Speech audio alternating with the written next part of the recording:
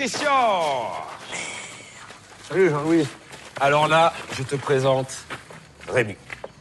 Tu sais, l'artiste dont je t'ai parlé. Ah oui, c'est vrai, ouais, tu m'en as parlé. Là, tu as devant toi la star de gauche des 5 années à venir. Oh, dépêche-toi aussi. Ouais. Tu connais Leonard Cohen? Mais oui. C'est mieux. C'est plus fin, plus écrit. Et puis en plus, Leonard Cohen, il faisait plusieurs trucs en même temps. Quand tu fais des livres, des disques, tu te perds. Tandis que lui, comme il est au RMI, il fait que ça. Quoi? Et il chante. Oui, bah c'est bien. Non, écoute, attends. Et là, il a 48 ans et il semble qu'il est prêt. Hein. Ouais, il a l'air prêt, ouais.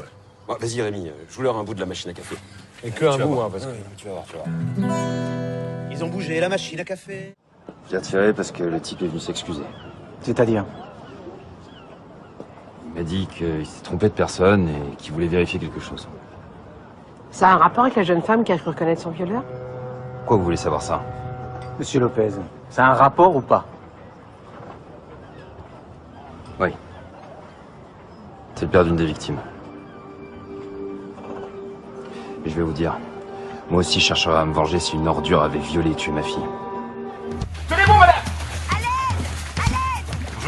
Bonjour. Je suis assistant de Monsieur Keypour. C'est vous qui vouliez le voir? Oui, j'ai un projet incroyable à lui proposer. Suivez-moi. Il va vous recevoir, mais c'est maintenant et vous avez 5 minutes. Qu'est-ce que c'est ce bordel, Jean-Louis? Il y a du noir et de la lumière.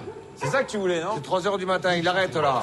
Remettez-nous la machine à café dans le couloir près de l'atelier. Qu'est-ce que c'est que ce tocard? On ne peut pas. C'est Jean-Louis avec son copain Rémi, là, et il me le propose pour la fête du syndicat, c'est bon. Range-moi ça. Qui est gravé, qui est... Alors, Christian, ça t'a mis une claque, non? Oui, ça m'a mis une claque, t'as raison. Ils ont remis la machine à café. Voilà, c'était le petit, là. Bon, tu me le prends ou pas pour le 1er mai? Oui, je te le prends. Et tu me le prends parce que c'est bien. Oui, c'est bien. C'est bien artistiquement. Oui, c'est ça, oui, artistiquement, oui. Mais il ferme sa gueule. Bon, vas-y, allez, donne tout. Ils ont même rajouté Ferme ta une gueule, machine arrête à de chanter le chocolat. Pour ceux qui aimaient ça. Pour ceux qui aimaient ça. À vous. Pour ceux qui aimaient ça. J'entends rien. Pour ceux qui aimaient ça. Oh, pour ceux qui aimaient ça. Pour ceux qui aimaient ça. Pour ceux qui aimaient ça. On m'a vraiment pris pour un gros naze. Ah mais ça c'est normal, t'es un gros naze. Avec un pénis sous-dimensionné, mais ça, il a dû le voir aussi. Ah, dis-moi, t'es mal placé pour parler, toi, non? Salaud. Tu déconnes pas avec. Le fric, Maria. Le fric. C'est le nerf de la guerre. Avec le fric, il n'y a plus d'amitié, plus de compassion, plus de pitié, plus d'amour, rien. Dans cette bataille, il y a les gagnants et les perdants.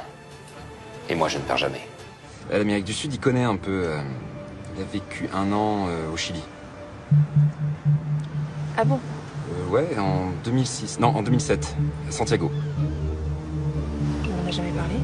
Mais normal, il fait un gros blocage sur cette période de sa vie. Pourquoi? Aucune idée. Il a dû se passer un drôle de truc là-bas. Quand il est revenu, il était transformé. Je suis pas inquiet de ça, ça va pas tarder, tu vas voir. Et Gab, t'as 87 000 euros de traite en retard. 87 000. Ouais, ça aussi je sais. Je le sais parfaitement. Et j'en ai parlé avec Fred. Et on se disait justement que la totalité des avoirs de la famille, y compris l'hôtel, sont chez vous. On peut s'arranger, non? Nous aussi, on parle avec ton frère tous les jours. Gab, le dossier est remonté au siège. Mais on n'a plus la main, tu comprends? Alors on a négocié, et t'as jusqu'à la fin du mois. C'est gentil, ça. Après, on saisit tout ça. Là, je suis désolé. Bien sûr.